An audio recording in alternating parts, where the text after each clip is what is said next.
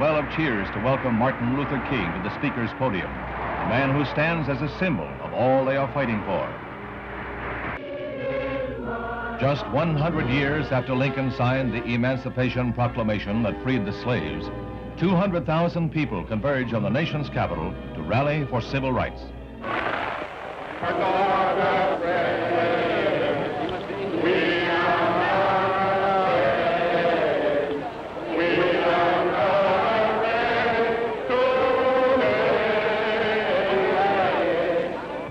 We shall overcome.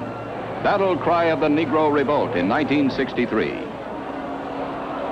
200,000 Negroes and whites marched on Washington, demanding passage of President Kennedy's Civil Rights Bill, most far-reaching of its kind in 100 years. And this, during the 100th anniversary of the Emancipation Proclamation of Abraham Lincoln. American Negroes demanded freedom, and now,